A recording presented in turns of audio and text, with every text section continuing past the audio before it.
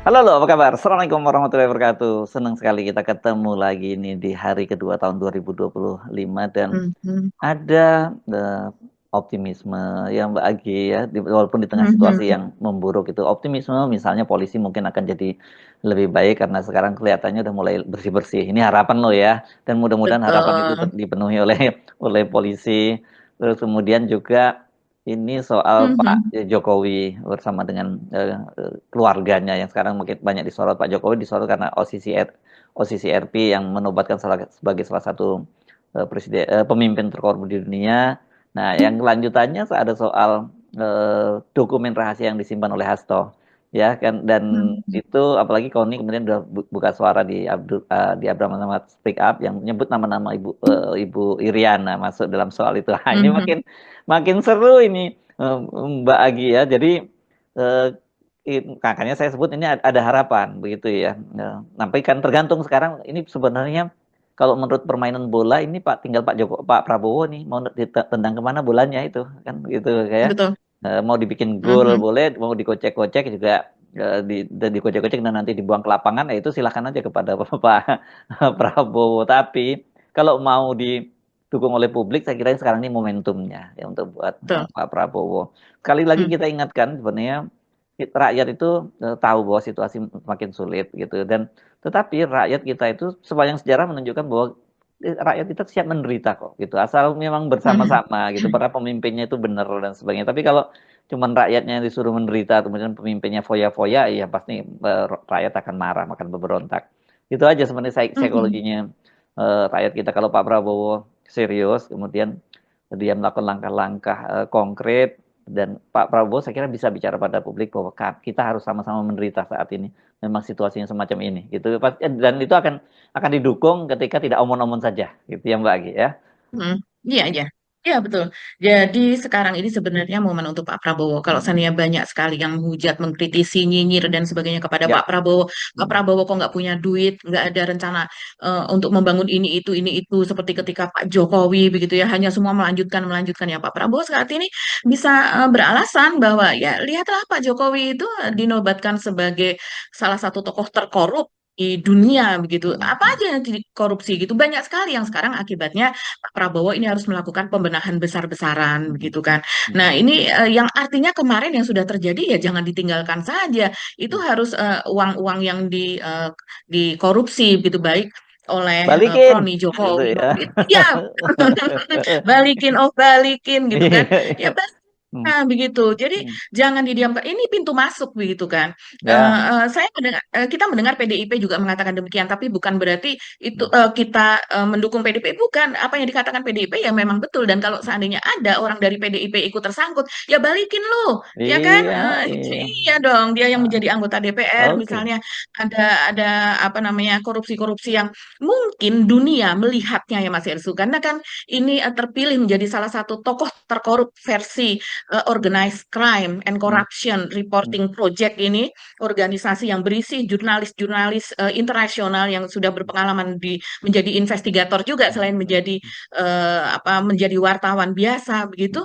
Ya tentunya mereka sudah melihat ini apa yang dikorupsi. Kalau yang dikorupsi biasa-biasa saja tentu itu tidak terlalu luar kejahatan yang luar biasa. Tapi kalau yang dikorupsi adalah bansos, yang dikorupsi adalah politik begitu untuk pemenangan, untuk kekuasaan. Seperti misalnya menggunakan dana-dana sosial tapi untuk kepentingan pribadi begitu yang hasilnya adalah untuk keluarga sendiri, hasilnya untuk anak sendiri, hasilnya adalah untuk kroni politiknya sendiri. Ini kan luar biasa kejahatannya sementara yang penyalurannya adalah kepada orang miskin yang kemudian orang miskin itu tidak memiliki bukan dibangun wawasannya, bukan dibangun pendidikannya, tapi justru sepertinya dibiarkan seperti itu supaya mereka bisa di-using begitu, bisa digunakan untuk saat-saat politik seperti itu begitu untuk kepentingan politik ya karena seperti Mas Irsu pernah bilang di sini yang namanya voters begitu yang namanya pemilih itu antara mereka yang tidak sekolah sama sekali dengan mereka yang profesor yang sudah mumpuni itu suaranya sama semuanya sehingga orang yang tidak pernah baca berita orang yang tidak memiliki akses kepada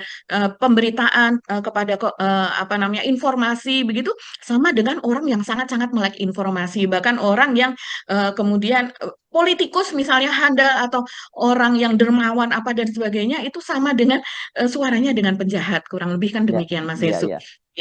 Ya, saya kok setuju ya dengan kali ini dengan pernyataan Pak Jokowi projo, tapi sekaligus juga dengan Mhm, PDIP.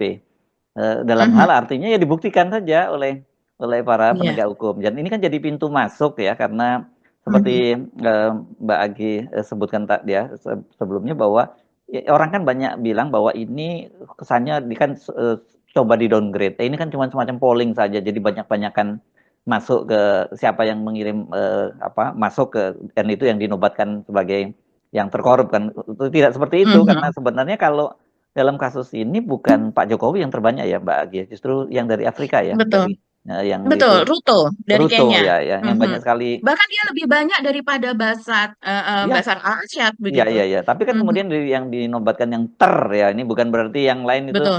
yang ter itu adalah Bashar al-Assad gitu. Tapi bukan berarti Mhm. ini yang 5 orang lainnya yang masuk itu juga bukan korup. Mereka termasuk salah satu di antara yang terkorup, termasuk Pak Jokowi gitu ya. Iya, Ya karena betul. ini kan kalau polling itu kan beda, Pak. Polling itu nggak Mhm, kalau di Indonesia kan bisa tergantung banyak-banyakan aja yang masuk. Tapi kali ini kemudian mhm. dikurasi ya oleh para dewan juri gitu ya Mbak Gia. Iya, betul sekali Mas Hersu. Jadi memang kalau kita perhatikan, nah kemarin banyak sekali ya itu di WA bagaimana salah satu berita tentang pengumuman bagaimana Jokowi ini menjadi salah satu finalis atau nominator dari Hmm, tokoh korup hmm, di dunia itu yang dimuat di CNN itu kemudian beritanya tidak bisa diakses kembali begitu Mas di Hersu. take down Tapi ya. saya di take down gitu ya, Ah, entah dengan alasan apa begitu. ah, Tapi berita-berita yang lain gitu misalnya jawaban Pak Jokowi, komentar dari Pak Jokowi, juga komentar hmm, dari pihak lain itu tetap ada begitu hmm, di situs CNN tersebut. Nah, kalau kita melihat ke belakang lagi, sebetulnya pada bulan November itu memang ada berita dari CNN itu yang mengatakan bahwa ini ada pendapat publik begitu ya, masukan dari publik begitu. Kita bisa memberikan masukan kepada situs OCCRP tersebut dengan mengisi Google Form begitu ya. Itu bisa diisi oleh siapapun di seluruh dunia begitu dan kemudian setelah dilihat ternyata yang banyak mengisi adalah kalangan jurnalis, kalangan politikus, penegak hukum, lawyer seperti itu Mas Hersу, akademisi apa dan sebagainya karena memang formnya juga dalam bahasa Inggris gitu ya. Terus kemudian ada yang mungkin kalau seandainya tidak familiar mungkin ogah gitu ya, malas hmm, gitu mengisi form seperti itu gitu.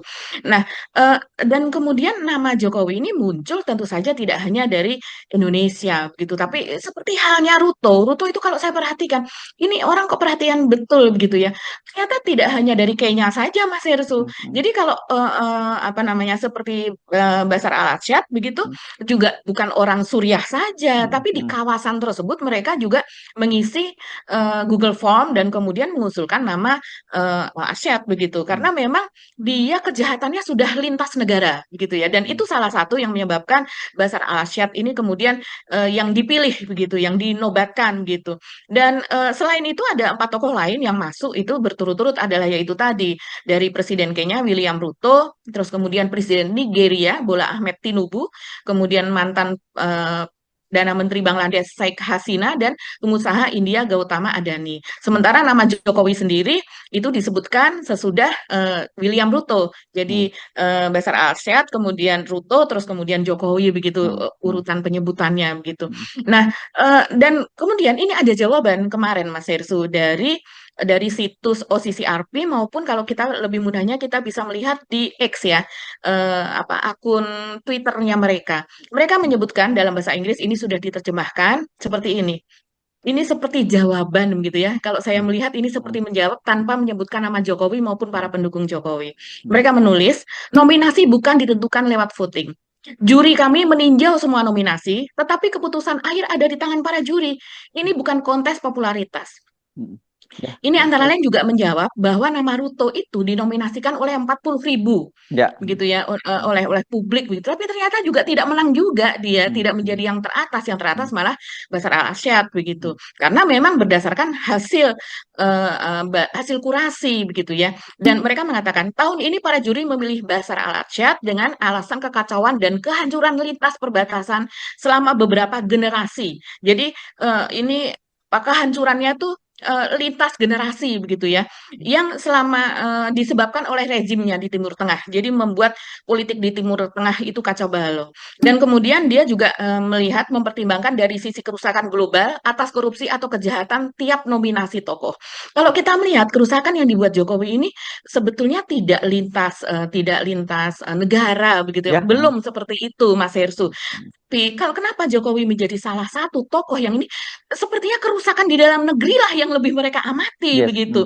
Dan kerusakan ini adalah juga kerusakan antar generasi, lintas generasi karena berpengaruh terhadap kita melihat masa depan dari Gen Z begitu Mas Hersum, masa depan yang akan memengaruhi kehidupan mereka ke depannya. Di sini disebutkan ya, siapa saja sih OCCRP itu? Mereka adalah jaringan penulis di seluruh dunia.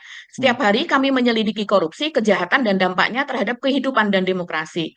Kami mempunyai pengalaman luas dalam bekerja dengan pelapor pelanggaran, serta menangani kebocoran informasi sensitif. Investigasi kami merupakan kerjasama global. Jadi, mereka juga dari berbagai negara, para juri. Jurnalis OCCRP mengungkap korupsi, melacak aliran uang lintas batas, dan mengungkap transaksi keuangan yang rumit, begitu. Dan ini mungkin seperti kalau dulu ada WikiLeaks apa dengan Ya. berbagai informasi dan kemudian mereka menyusun puzzle-nya seperti apa. Ya, Ini ya, luar ya, biasa ya. memang. Karena Dan nominasinya wartawan ada puluhan Indonesia itu ribu. dia mereka juga ada asosiasinya untuk melakukan investigasi ya itu dan itu jaringan global Betul. itu jaringan dunia. Jadi Mhm. jangan Iya. macam-macam yang begitu kasus-kasus Indonesia seperti waktu itu Panama Paper dan sebagainya itu kan juga itu Mhm. kerjasama dengan wartawan-wartawan investigasi dari seluruh dunia ya Mbak Gia. Iya, Mas Hersu, dan pastinya ini seluruh korupsi yang ada di dalam negeri ini sebenarnya tidak hanya OCCRP ya. Kita melihatlah indeks persepsi korupsi kita masih Ya. bertengger di 34. Nah, 34 itu artinya apa? Kita rendah sekali di antara negara-negara ASEAN yang lainnya, begitu. Kenapa bisa seperti itu? Ya karena memang mereka melihatnya Indonesia masih eh, contohlah sekarang yang sedang ramai sekali itu soal polisi, begitu ya Mas Hersu, yang kemarin ada pemerasan di acara Jakarta Warehouse Project. Belum lagi yang lain-lainnya, belum lagi pembunuhan yang dilakukan polisi, kemudian apa kasus-kasus narkoba yang dilakukan oleh seorang jenderal polisi, belum lagi kasus Sambo, Ya. belum lagi kasus pemerasan dan sebagainya. Itu juga masuk karena kalau seandainya sesuatu pelanggaran hukum dilakukan oleh aparat penegak hukum itu adalah kejahatan yang luar biasa begitu. Kalau bukan berarti yang dilakukan oleh apa namanya rakyat biasa itu tidak ini ya, tapi mereka kan sudah disumpah, mereka itu dididik untuk menegakkan hukum. Kenapa mereka malah merusak hukum? Itu kurang lebih yang seperti yang menjadi sorotan gitu. Ya, jadi Dan itu terjadi di masa Pak Jokowi begitu loh Mas yes, Irsu. ya jadi. Jadi Mhm. bolehlah kalau kemudian Pak Jokowi juga, ya silahkan dibuktikan gitu biasanya kan begitu Pak. Ini kan framing jahat dan sebagainya, framing dan fitnah. Kemudian Projo juga seperti itu membela.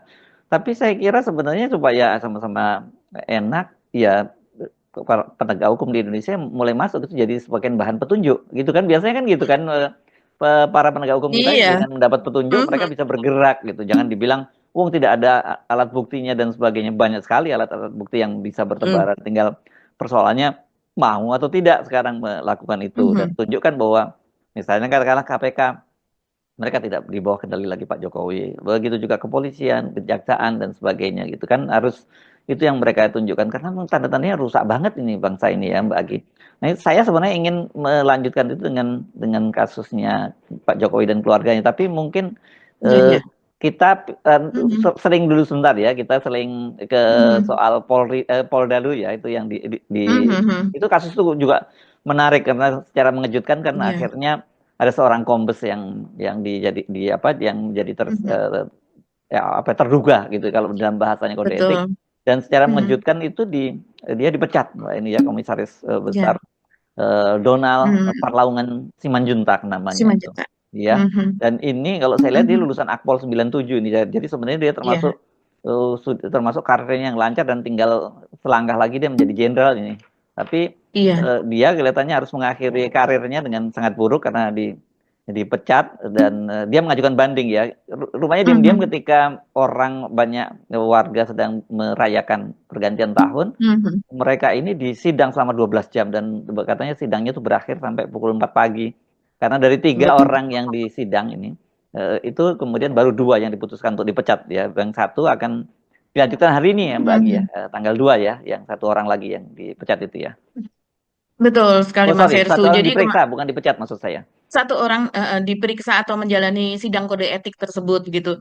Jadi kemarin pada tanggal 31 Desember sampai dengan tanggal 1 Desember, jadi sidangnya dimulai pukul 11 Hmm, tanggal 31 hmm, Desember dan berakhir pada pukul 4 pagi hmm, begitu dini hari. Jadi sudah masuk ke tahun berikutnya. Jadi di hmm, sidangnya selama 1 tahun.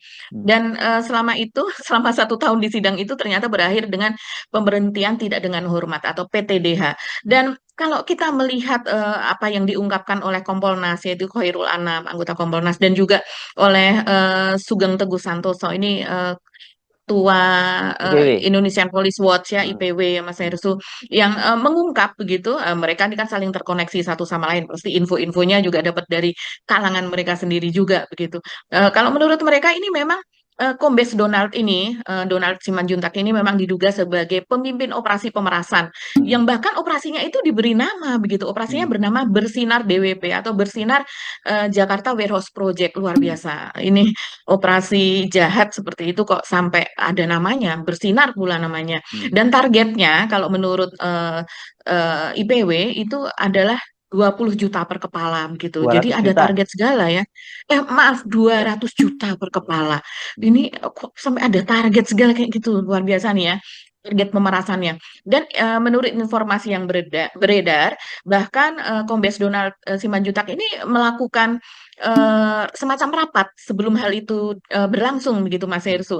Kalau menurut IPW, operasi penangkapan untuk pengguna dalam acara musik itu memang dilakukan persiapan. Persiapannya itu dipimpin oleh Dir Narkoba, yaitu Direktur Narkoba Polda Metro Jaya, yaitu Donald Simanjuntak. Dan menurut Sugeng, itu rapat terbatas. Jadi rapat terbatas itu dihadiri oleh para Kasubdit di Direktorat Reserse Narkoba Polda Metro dan juga penyidik Reserse Narkoba. Ini bawahannya. Makanya disebut kemarin oleh Khairul Anam dari Kompolnas bahwa ada 2 klaster, hmm, yaitu klaster pemberi pemerintah dan juga klaster pelaksana di lapangan gitu. Dan Sugeng ini juga mendapatkan informasi bahwa mereka menargetkan para pengguna narkoba di hmm, acara itu. Dan kemudian rencananya para pengguna narkoba itu ketika mereka tertangkap maka akan dilakukan RJ atau restoratif justice. Jadi bukan mereka akan ditahan, tapi restoratif justice ini misalnya nanti kemudian ada denda semacam itu, makanya ada target denda sekian banyak begitu ya. Nah, seharusnya kalau yang operasi semacam ini yang dicari itu malah justru pengedarnya, begitu, bukan penggunanya. Tapi ternyata di sini targetnya malah justru para pengguna begitu. Dan katanya dalam operasi ini itu memang tidak tertangkap pengedarnya, Mas Hersu. Jadi semuanya itu adalah mereka adalah para pengguna, makanya mereka dites urin dan sebagainya. Dan kabarnya itu diminta 200 juta per orang targetnya. Ini menurut Sugeng ya. Dan apa namanya, kalau kita melihat beritanya Mas Hirsu yang juga membuat malu, ternyata itu juga ramai di Malaysia selain di hmm, media. Ternyata ada yang mendatangi KBRI kita, seorang ibu, salah satunya kasusnya ini yang kemudian mengadukan. Ibu ini kemudian mencari anaknya yang datang ke Indonesia sebagai turis untuk menonton DWP dan anak tersebut hilang begitu ya. Dan kemudian dia ingin tahu keberadaan anaknya, kemudian dari atase Polri di KBRI kita menghubungi ke Indonesia, menghubungi polisi dan kemudian dengan melakukan koordinasi akhirnya diketahui bahwa anak tersebut ada dalam tahanan Polda Metro. Dan setelah dilakukan koordinasi, anak tersebut akhirnya keluar tanpa ada uang sepeser pun hmm, begitu yang dibayarkan. Padahal tadinya kabarnya anak ini dimintai 100 juta. Ini kan memalukan sekali begitu Mas iya. Yesu hal Hmm, ini. hmm, Jadi ini menjadi pemberitaan di Malaysia sana. Makanya kalau seandainya kemudian dilakukan sidang kode etik ini betul-betul menampar Polri begitu ya. Kemudian lintas tahun dari 2024 ke 2025 sampai pagi hari dan hasilnya PTDH walaupun Donald Simanjuntak ini kemudian tetap banding begitu kan. Ini rasanya eh, eh, adalah salah satu cara gitu yang memperlihatkan kepada pihak luar bahwa Indonesia bersungguh-sungguh loh dalam hal hmm, ini begitu. hmm, iya. Bahwa supaya mereka tidak ada lagi alasan bahwa karena mereka memboikot kan Mas Hersu turis tersebut terutama di Hmm, Malaysia mereka katanya memboikot acara DWP itu nantinya padahal ini acara tahunan dan kemudian mereka juga apa semacam ada pengacara di sana yang mengumpulkan para korban ini dan akan melakukan gugatan. Jadi untuk mengerem, untuk meminimalisir efeknya, ya Mm. inilah yang harus dilakukan dan seharusnya tanpa itu pun juga memang ini harus Iya. dilakukan Mm. begitu ya. Ya. Hmm. Dan kita bisa menduga-duga kelihatannya mungkin akan bertambah lebih banyak. Karena kan kita ingat ya pertama kalau kita flashback Mhm. sebentar kan disebutkan bahwa ada 400 orang yang waktu itu katanya diperas dan itu nilainya sampai 32 miliar gitu. Belakangan Mhm. yang dinyatakan oleh Kadif Propam Mabes Polri Irjen Pol Abdul Hakim kan katanya nggak sefantastis itu yang diperas itu hanya berapa 45 orang ya dan nilainya Mhm. waktu itu 2,5 miliar tetap aja gede itu karena kemarin Mbak Agi Iya, hitung berapa sampai 55 juta per orang ya Mbak Agi. Terus betul. yang Mhm. menjadi yang dipatsuskan itu ada 18 orang kan Mhm. gitu. Salah satunya Iya. Mhm. adalah Kasubdit 3 ya pada waktu itu AKBP siapa namanya saya lupa Malvin atau siapa namanya itu ya. Nah, Iya. belakangan yang Mhm. cukup mengejutkan ternyata kemudian malah dari Polda Metro Jaya mereka mengumumkan 34 orang itu yang di Yanma kan di pelayanan masyarakat kan artinya di Mhm. parkir lah dimasukin kotak gitu Betul. dan kemudian ada diperiksa gitu.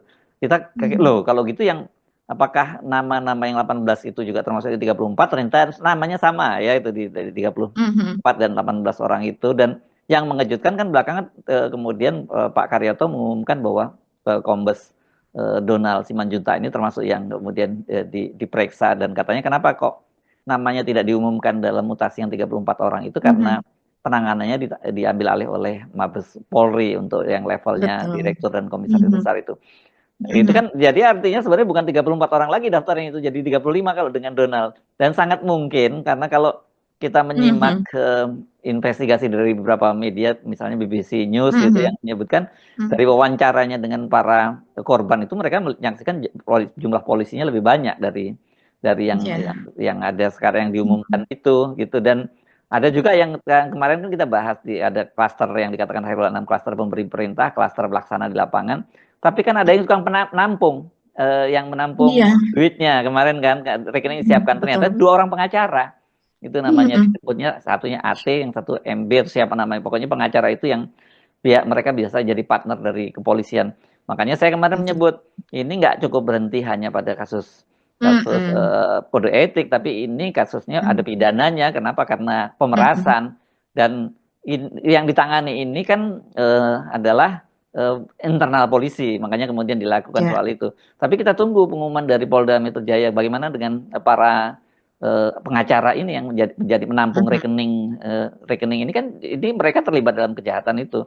Pasti nggak gratisan dong mereka menyediakan rekeningnya untuk menampung itu kan. Gitu Mbak Agi. Ini yang saya kira menduga ini akan berkembang sangat sangat meluas kemana-mana dan kita bisa menduga-duga memang polisi, katanya Pak Kapolri akan mengambil tindakan yang tegas karena Mhm. kemarin kan Pak Kapolri juga menggelar jumpa pers tentang bagaimana persepsi publik terhadap polisi itu buruk Ya. banget tahun 2024. Kita nggak kaget kalau buruk banyak sekali kasus ya. Mbak Agi coba Anda bisa sebut mulai kasus di Kalimantan Tengah yang nembak polisi online, kemudian di polisian ya, mobil online ya, kemudian yang Mhm. di Semarang ya, yang Ya. mengorbankan seorang seorang siswa yang disebut sebagai gangster gitu, padahal dia sebenarnya Ya. salah tembak.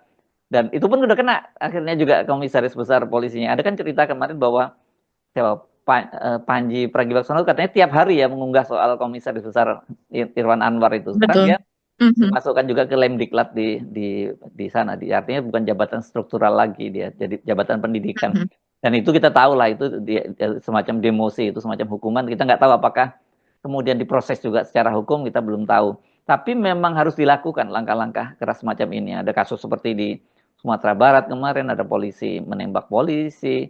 Banyaklah kasusnya ya Mbak, kalau dikumpul-kumpulin banyak banget. Saya nggak kaget kalau sampai kata Pak Listio ada 77 juta interaksi berkaitan dengan citra polisi itu. Saya nggak tahu 7 juta itu apakah dalam negeri saja, apakah termasuk luar negeri. Karena yang kasus ini harusnya digunakan sebagai trigger, sebagai pemicu saja gitu untuk lakukan bersih-bersih polisi. Karena kan Mbak Agi pernah cerita kemarin bahwa dari sisi koefisien jumlah polisi dengan warga itu sebenarnya kita termasuk yang udah cukup tinggi gitu ya. Jadi artinya kalau Betul. ada Mhm. yang busuk-busuk itu berapa 100, 1000 atau 2000 orang yang dipecat itu nggak akan mempengaruhi kinerja Mhm. kepolisian kan gitu. Iya, betul sekali Mas Hirsu. Jadi ini memang akhirnya kita kembali kepada kepemimpinan Pak Jokowi kalau saya sih melihatnya Mas Hirsu. Karena pembusukan ini terjadi makin-makin itu di eranya Pak Jokowi. Kita Hmm. melihat dulu ada juga yang seperti ini, tapi kasus-kasus seperti itu ya, polisi ikut menjadi kawanan misalnya pembegal atau pencuri apa dan sebagainya. Sekarang itu hal seperti itu menjadi seolah-olah sesuatu yang biasa saja gitu. Karena masih ada kejahatan yang lebih buruk lagi yang dilakukan oleh polisi begitu. Dan kalau kemarin Pak Listio Sigit, Jenderal Listio Sigit mengatakan bahwa akan melakukan pembenahan, ya Pak, selama ini ngapain begitu kan? Pembenahan itu mungkin juga Pak Listio Sigit ini capek juga ya Mas. Tapi kecapean berarti dia leadershipnya kurang dong kalau seandainya dia Enggak, kita pegang masih aja ingat omongannya ya Pak Listio Sigit bahwa ikan itu membusuk dari kepalanya. Itu dari kan. kepala. Iya.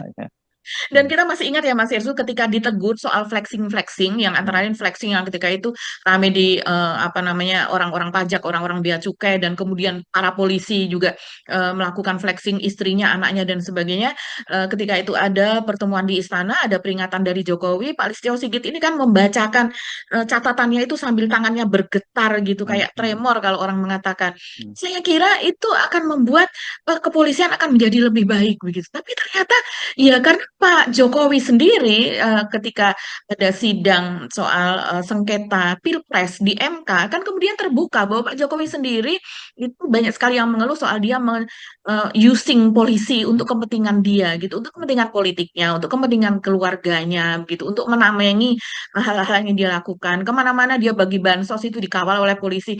Padahal pembagian bansosnya itu sendiri juga tidak benar karena ada maksud politik yang dibiayai negara di situ begitu. Jadi polisi ini diajak untuk melakukan sesuatu yang di luar etika, di luar norma, yang akhirnya Betul. masuklah itu ke dalam adab sehari-harinya gitu. Contohnya kalau seandainya mereka apa namanya memiliki etika dan norma yang lebih baik dari pemimpinnya, itu malah yang luar biasa. Seharusnya pemimpin kan memberi contoh, tapi dari yang orang nomor satunya, dari Jokowinya, dari presidennya itu kan memberikan contoh yang tidak baik. Begitu juga perlakuan menganak-emaskan polisi itu kan sudah banyak sekali pengamat yang memperingatkan itu begitu. Sebetulnya memperingatkan itu bukan karena benci kepada polisi sama sekali tidak, justru ingin menyelamatkan polisi, begitu kan Mas Erso, supaya polisi kita memiliki integritas, memiliki rasa keadilan sebagaimana mereka memang dibentuk begitu dari awal, dari sekolahnya, dari ini. Jadi bukan menjadi pribadi yang semacam ini. Kalau kombes itu kolonel ya setingkatnya ya Mas Kolonel Yersu Mbak, ya. sebentar dia naik Waduh, jenderal sebentar lagi langsung. Apalagi biasanya posisi dari udah direktur gitu, biasanya dia udah posisi posisi mantap berapa mungkin saya nggak tahu saya mantap mantap satu atau mantap mantap dua atau mantap tiga gitu. Biasanya kan banyak sekali direktur reserse itu yang kemudian di Polda itu begitu promosi dia langsung dapat posisi bintang satu. Gitu. luar biasa sekali. Jadi itu sebenarnya tinggal satu begitu ya. Iya, Dan ya dan kemudian ini mudah Mbak peristiwa ini. karena mereka ini kan yang Kombes ini dia lead Akpol 97 kalau tadi tidak salah. Kemudian Mhm, yang AKBP yang apa itu Kasubditnya itu mhm. 2005 sama 2006 mereka ini lulusan dari Akpol. Jadi mereka ini semua sebenarnya harusnya menjadi calon pemimpin masa depan gitu di Polri. Pemimpin. Tapi ternyata gara-gara rakus kayak seperti itu ya jadinya rusak seperti ini kan sebenarnya orang selevel mereka-mereka ini kalau dari sisi penghasilan udah cukup lah ya sebenarnya tak kalau Ya, nggak mau betul. gaya Mhm, hidupnya berlebihan, flexing-flexing dan sebagainya. Dan saya kira sebenarnya kita juga mulai mengimbau itu kepada anak dan istri dari polisi atau anak dan mhm, suami dari polisi. Kan mereka tahu berapa sih mhm, gaji suaminya kan. Mereka ikut mhm. menikmati gitu dengan gaya hidup yang terlalu berlebih-lebihan itu. Jadi mereka sebenarnya juga terlibat dalam hal-hal semacam ini. Ya. Kan istrinya Mhm, istri atau anak itu kan mesti mhm. ngingetin ngingetin suaminya gitu. Pokoknya gue nggak mau terima duit dari lu kalau duitnya nggak halal nih. Jadi kalau rezekinya nggak halal, kan dan kemudian dibesarkan untuk diberi untuk memberikan makan anak-anaknya, apalagi kemudian memberikan gaya hidup yang berlebihan pada anak dan istrinya, ini dipastikan dia bakal mengalami semacam apa ya, rusak lah anak-anak ini ya. Kita nggak bisa muncul generasi yang rusak karena mereka generasi yang dibesarkan dengan duit haram. Harusnya muncul Betul. pemikiran semacam itu. Tapi sekarang kelihatannya memang kita lihat banyak sekali perwira polisi, kemudian anak istrinya nggak sungkan-sungkan ya gitu untuk Mhm. memamerkan gaya hidup mereka yang berlebihan itu. Ini momentum yang saya kira Kok bagus ketika rakyat Indonesia sebagian besar nanti hidupnya makin susah gitu. Teman-teman yang sekarang jadi berprofesi sebagai polisi, apalagi punya kedudukan yang tinggi, itu Anda itu termasuk orang yang mendapatkan apa ya, kemudahan hidup yang luar biasa loh, keberkahan loh. Mm-mm. Jadi sebenarnya tanpa harus gaya hidup yang bermewah-mewah itu, eh, Anda akan dihormatin orang. Orang malah nggak hormat kok terhadap Betul. Anda gitu. Akan hormat kalau kita kan banyak sekali kan polisi-polisi yang misalnya di mana kota mana yang dia memilih daripada pungli, katanya dia kemudian jadi jadi pemulung. Walaupun menurut saya ini ekstrim banget gitu ya. Ada polisi yang kerjaannya pokoknya menolong orang yang bermasalah, kesasar di tengah jalan dan sebagainya gitu, yang nggak punya duit untuk pulang kampungnya dia bantuin. Ada yang jadi apa yang jadi ustadz di sebuah pesantren. Saya baca di mana ini, di Iya, daerah betul. Aceh, mana Aceh Selatan Mm-mm. atau di mana gitu ya, atau Baradaya, Mm-mm. saya lupa, pokoknya di wilayah Aceh. Jadi orang-orang seperti ini jadi ketutup oleh perilaku dari para polisi dan keluarganya yang bergaya hidup mewah, flexing gitu. Dan berapa kali saya sempat melihat atau bahkan pernah sekali diundang itu acara pernikahan perwira polisi itu ya. Itu benar-benar gayanya itu glamor banget gitu. Iya, karena mereka juga biasanya kayak gitu mendapatkan sponsor ya Mas Irsu dari pengusaha, Itu dia, saya nggak pengusaha-pengusaha. tahu. Ya, mendapatkan kita kita tahu karena Hmm, sebagai wartawan yang ada di hmm, lapangan juga ya saya juga punya teman-teman gitu ya yang ketika ada hal-hal yang ini dibantu gitu dan itu free begitu dari hmm. polisi gitu as a friend gitu alasannya tapi sebetulnya kalau itu Pasti punya berkaitan dan sesuatu kemudian lah, nggak mungkin kan? ada, pasti pasti ada target tertentu, ada maksud tertentu begitu kan, yang seharusnya itu tidak dilakukan. Jadi ya, Yes. bagaimana hal-hal seperti ini masuk ke dalam peraturan? Sepertinya mungkin sudah masuk dalam peraturan, tapi bagaimana implementasinya, pelaksanaannya, pengawasannya dan sebagainya.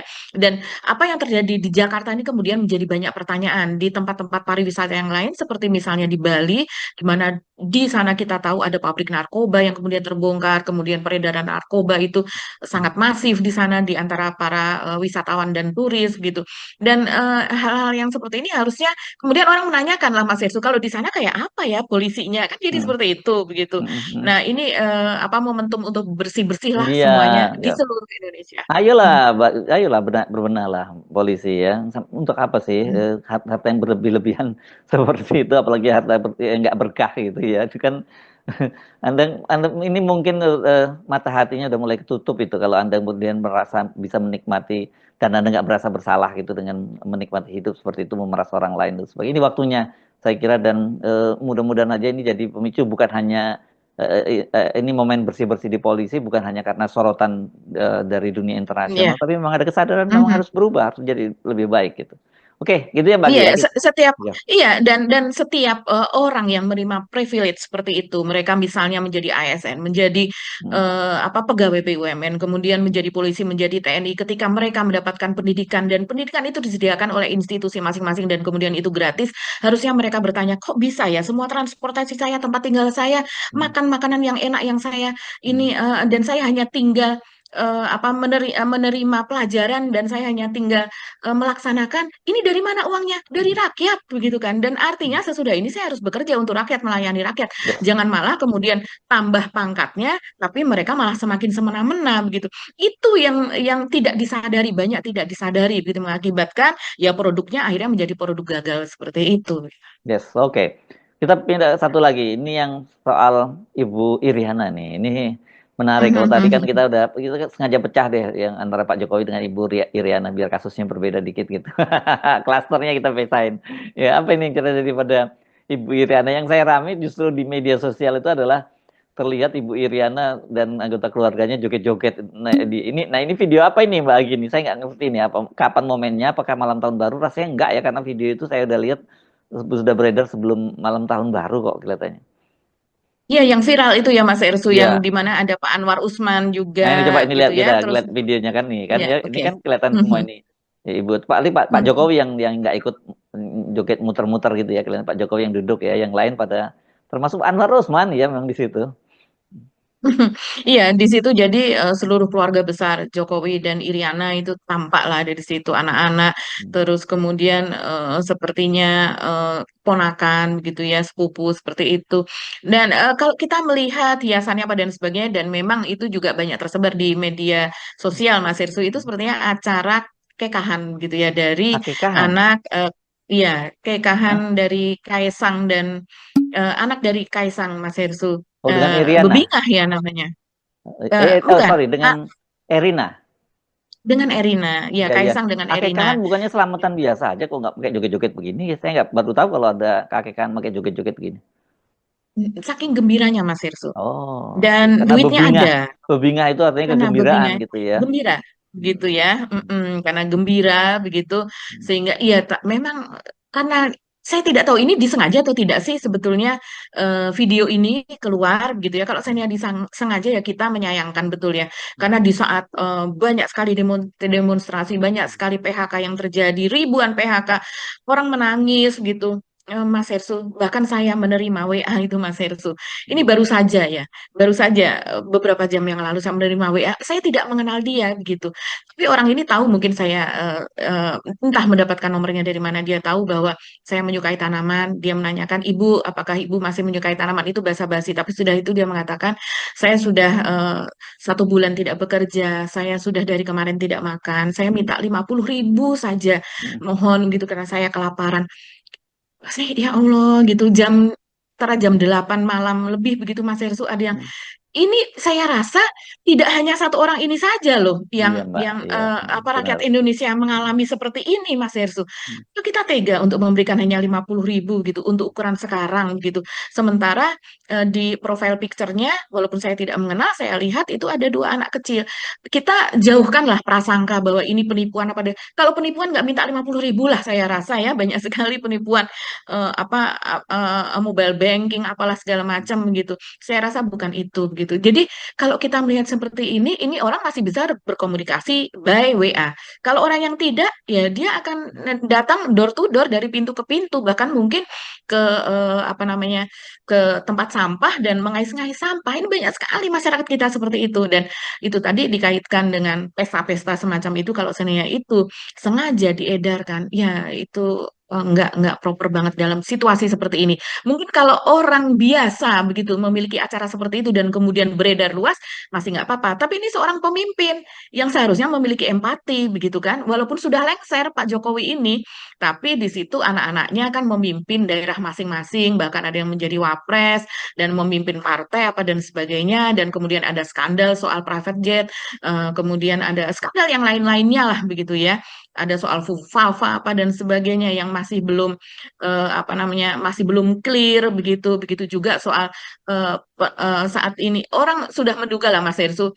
Misalnya nih ya, ini kita jadi agak kemana-mana sedikit, tapi ini berkaitan. Seperti misalnya yang lagi-lagi dikatakan diungkap oleh PPATK pada bulan Januari 2024, yang mereka mengatakan bahwa 36,67% itu apa, dana atau anggaran PSN itu tidak tersalurkan sebagaimana mestinya untuk Hmm. dana untuk pembangunan PSN, tapi kemudian itu masuk ke kalangan politisi. Ya, Politisi mana?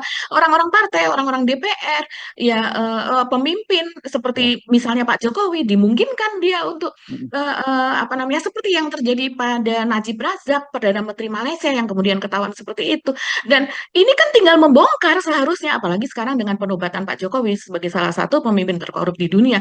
Ini adalah pintu masuk. Apakah betul keluarga ini seperti yang dilaporkan oleh Ubedillah Badrun, mereka Hmm. memiliki bisnis ini, mendapatkan suntikan dari Sinar Mas apa dan lain Hmm. sebagainya. Nah, itu uang kalau seandainya PSN ketika itu pada tahun-tahun sebelumnya sampai dengan 2023 itu ada 1.500 triliun lebih dana PSN. Kalau dikatakan PPATK bahwa itu masuk ke kantong politisi dan juga masuk ke kantong apa, ASN gitu, itu artinya ada sekitar 500 triliun lebih loh Mas Hersu. Hmm. Uang yang berceceran kemana-mana itu Wah, begitu. itu Kalau dari dibilang padahal kalau dari PPN 12% kalau jadi diterapkan aja paling dapat 70 sampai 80 triliun cuman ya, Mbak Agi ya. betul dari hasil PPN 12% itu kalau Hmm. menurut pengamat sebetulnya hanya sekitar 50 triliun. Kenapa? Karena banyak Oh, sekali PHK di oke. mana-mana begitu. Jadi sumbangannya kurang. Tapi kalau berdasarkan perhitungan pemerintah itu kan akan mendapatkan sekitar 75 triliun Hmm. begitu. Nah, kalau seandainya memang begitu, ini sudah berapa tahun itu? Hmm. Apa, 500 triliun lebih itu?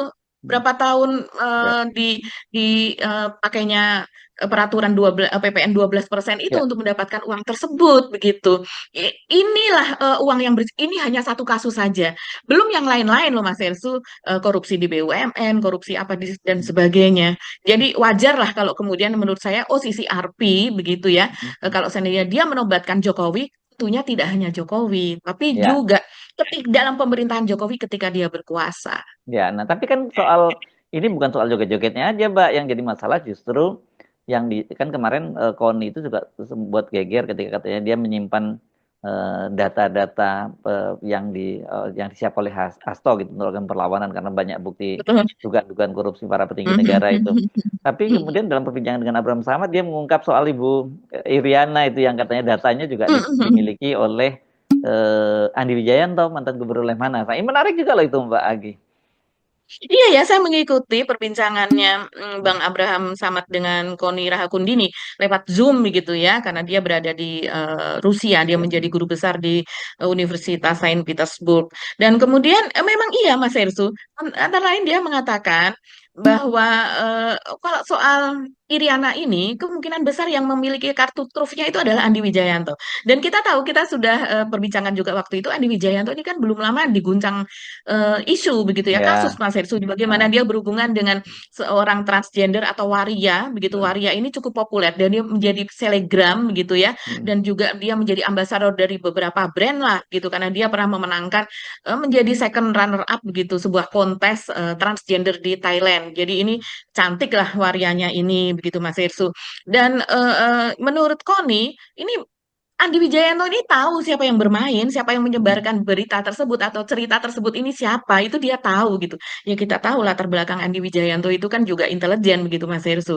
Walaupun dia orang sipil begitu kan pendidikannya yang itu. Dan kemudian Koni ini mengatakan bahwa Andi Wijayanto adalah sosok yang memegang kartu truf tokoh Indonesia yang masuk dalam pusaran skandal politik. Hmm. Dan dia menyebutkan bahwa mungkin dia memiliki kartu truf Ibu Iriana. Ini clear dia mengatakan menyebut Ibu Iriana. Ibu Riana, by the way, jangan tenang-tenang Bu, Hmm. babak Ibu, jadi babak begitu ya. Babak Ibu belum keluar, oke, katanya begitu. Hmm. Ini Connie ini selalu to the point begitu ya, dan itu adalah bukti-bukti selain dari Hasto Mas Hersu.